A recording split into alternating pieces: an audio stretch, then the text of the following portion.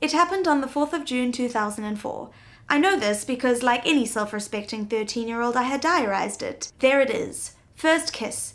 Right above a picture of a headless woman holding up one boob. The invitation described the event as an under-18 disco. We were excited. Let me set the scene. The place, the Italian club. The crowd, mostly Catholics. The mood, vibrating with pubescent desire. I don't remember what I was wearing except for a pair of slip-on black platforms. It was probably black, with a skull on it. These earrings were definitely involved. This hairstyle wasn't, but let's pretend it was. My friend Dom was out in with the boys, a group of whom she knew from catechism.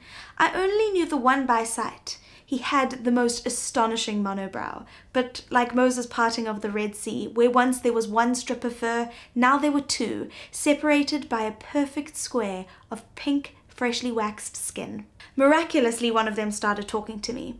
His name was Kai, and he had a limp, though it was due to a rugby injury, which made it a sexy limp. After a brief yet undoubtedly stimulating conversation, we all took to the dance floor en masse, forming one of those awkward dance circles where each person is expected to individually take to the center and jiggle about for an undisclosed amount of time. It was eventually my turn, and I remember making some vague attempts at looking saucy, though I probably more closely resembled someone trying to explain the concept of hula hooping.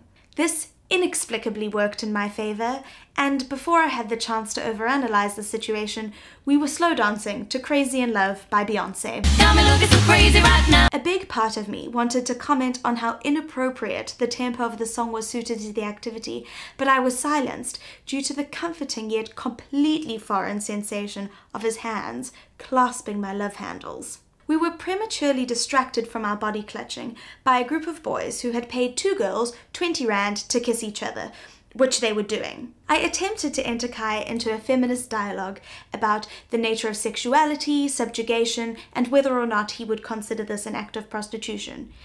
He responded with either a yo or a heavy, which I interpreted to be his succinct way of saying, "This isn't really the time or place to discuss gender politics. Let's reconvene by the vending machine at 10 past 10. It was at this moment that my friend Dom came and said her mom was here to pick us up.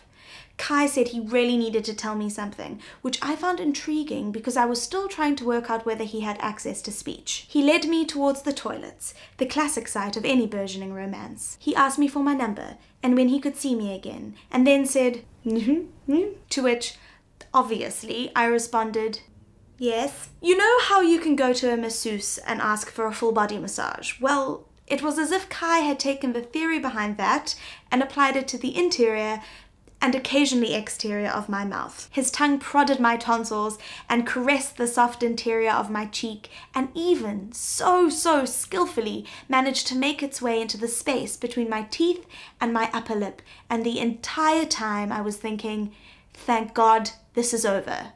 That, and what do I do with my arms? It wasn't the kiss that made me happy, but that it had happened. From that moment on, every kiss would be just that, a kiss. I would remember them because of who they'd been with, how they'd felt, and how they'd made me feel.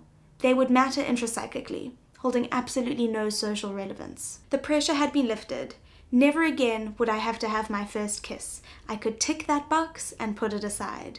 The next big first to happen was sex, and by the time that happened, I didn't care what people thought, which is very different to my 13-year-old self, who didn't want to care what people thought. On the long drive home, I was filled with a feeling that fell somewhere between extreme accomplishment and a deep, fervent desire to brush my teeth. The next time I saw Kai was 2 years later in a shopping center.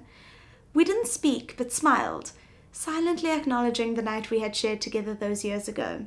It wasn't love, but it was memorable. #adolescence.